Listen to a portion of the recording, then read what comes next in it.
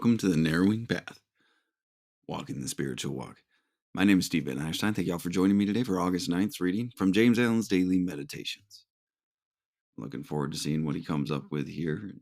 After talking about the spirit of love and the law of love, that was a really encouraging episode yesterday, really encouraging meditation.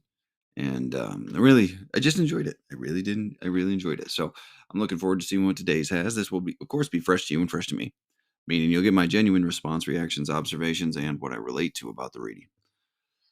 Because this will be the first time that I hear it or read it right here on the podcast with y'all. So here we go. This is today's reading, August 9th, from James Allen's Daily Meditations.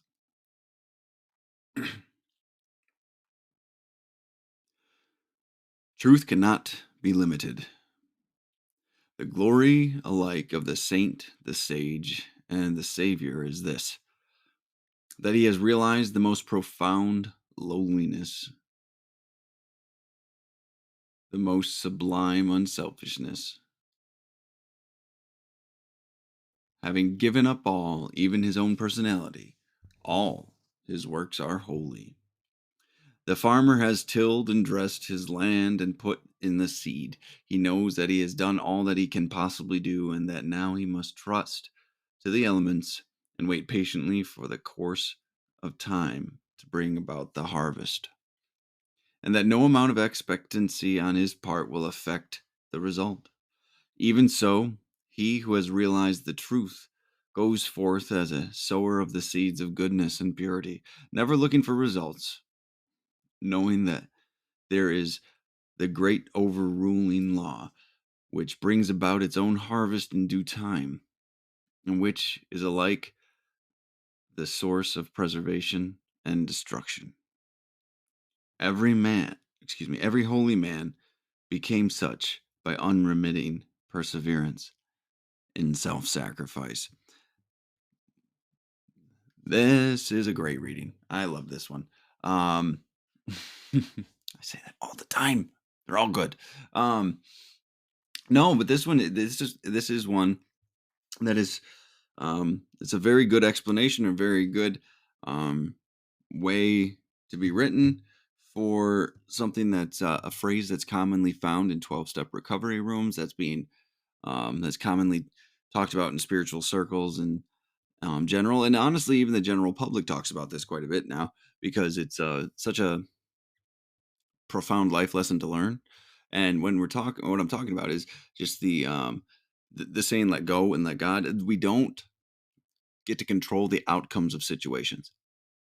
We plant seeds, we take the right actions, we do the right things for the right reasons, and then we trust and have faith that the right thing will happen. That's the hard part. We have certain expectations of what our efforts will yield. And that's a problem. That's where the issue actually lies, right? Because it's not stop doing the things you're doing if they are good things. Stop having expectations about the good those actions will bring about. I heard this in the 12-step fellowship as well. A lot of times all we're doing is planting seeds. I don't always get to see people get sober. Honestly, I've seen a lot more die than stick around, which is painfully reality. And but I can rest easy because I know I've taken the right actions, I've taken the right steps, and things have been I've done my part, let's say. So this is a lovely reading just about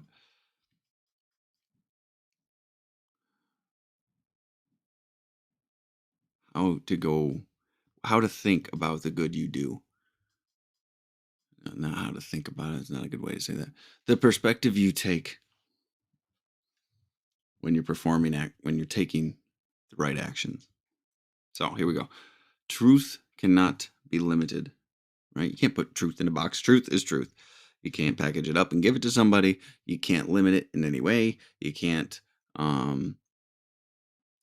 confine it to this area of life, but not in this, not in the other.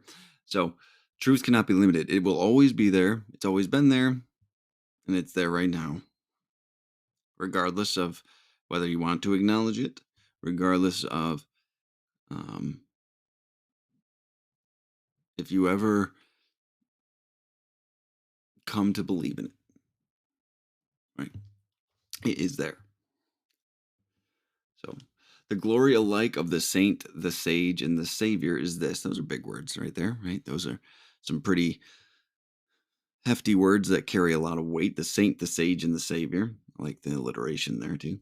That he has realized the most profound lowliness, the most sublime unselfishness, and having given up all, even his own personality, all his works are holy, right? So we're talking about humility, right? The most sublime unselfishness. So the ultimate is an act of giving of yourself, right?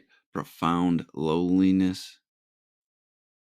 So the experience of being around those that, and maybe you yourself. I know for me, I was at the lowest of the low. It felt like I was at the bottom of the chain, homeless, drug addict, alcoholic, with nothing,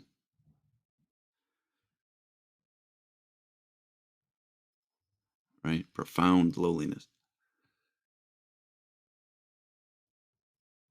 And to find peace in those circumstances or to find gratitude for them, right?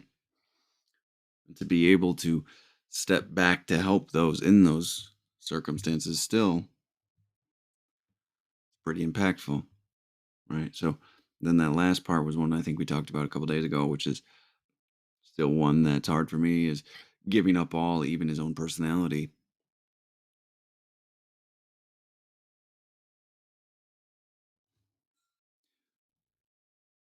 It's still sometimes hard for me to conceive, construct the idea and construction of giving up my own personality. So, but given those circumstances, all his works are holy.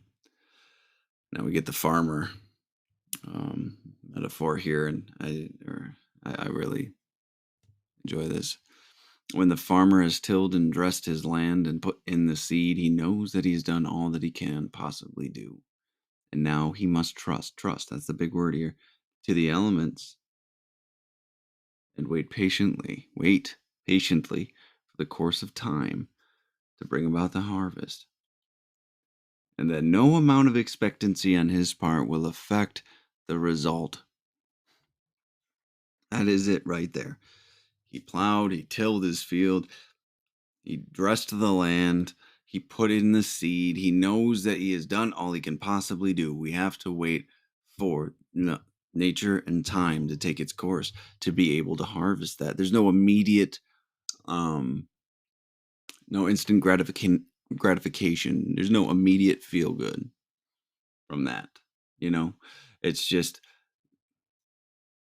taking the right actions and trusting the outcome, right? And that no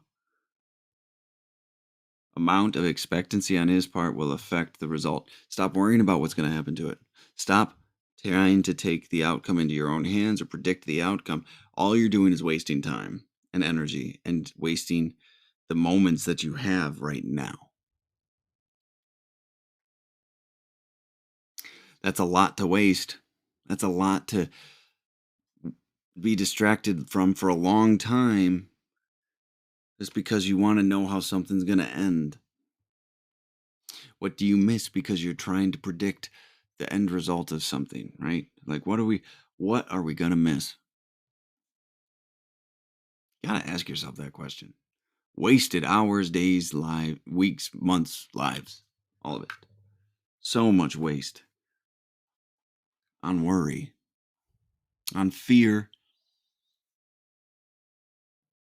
when we could be doing so much more. Even so, he who has realized the truth goes forth as a sower of the seeds of goodness and purity, never looking for results. Let me say that again, never looking for results, knowing that there is the great overruling law, which brings about its own harvest in due time, and which is alike the course, and which is alike the source of preservation, which is alike the source of preservation and destruction, right? So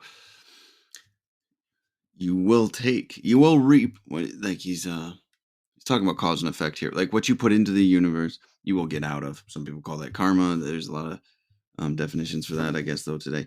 And but what we're talking about here specifically, yeah, when you put out good deeds, first of all, don't sit there and wait to see how good of a job you did. Don't sit there and wait with expectations on what's going to happen. That's all selfishness. You do the right thing. You take the right action for the right reason because it's the right thing to do, and you walk away. You progress through life. You don't hang on to a situation. You don't reach back out. You don't check in with somebody just to see how much your seeds took root with an individual or a situation and circumstance. You don't do that. You live well. You live rightly. You live justly. And the universe takes care of the rest. It's amazing how that works, actually. The universe will take care of the rest despite your best efforts. And whatever you sow, you will reap. Positive, negative, helpful, harmful, loving, fearful. You will reap it. Remember that. What you put into this world is what you will get out of it, no matter what. So I just love that reading. Just it's a reminder of why we do the things we do. We don't do it for glory. We don't do it for recognition. We don't do it for wealth and fame and prestige. We do things because it's the right thing to do. With no thought of ourselves and no expectation of outcome. Seems like a tall order, I know, but it isn't at the end of the day. After you practice it, the change is what's painful, right? The change in how we behave, the change in how we actually do things is the difficult part of this entire scenario. Once you change it, you start to live this way, everything changes. And it becomes easier. It becomes what you do. It becomes the way of life that you live. And it's what you practice. So, all right. And the closing line is pretty powerful one too, because it's tells us what's required of us in some ways. Every holy man became such by unremitting perseverance in self-sacrifice. Right? So holy men only became holy not because it was their goal, but because they thought of others rather than themselves. Because they put the right thing first. They took the right action for the right reasons.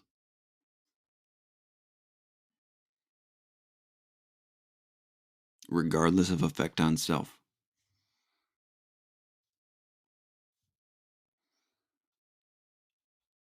And this is always the funny part about all of these things.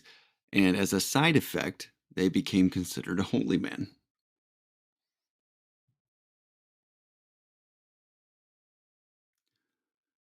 Unremitting perseverance and self-sacrifice.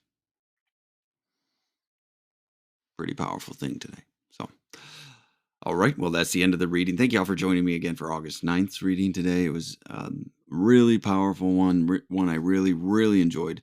Something to keep perspective on and keep us in the right lane. That's for sure when we're living this way of life. So thank you all for joining me today.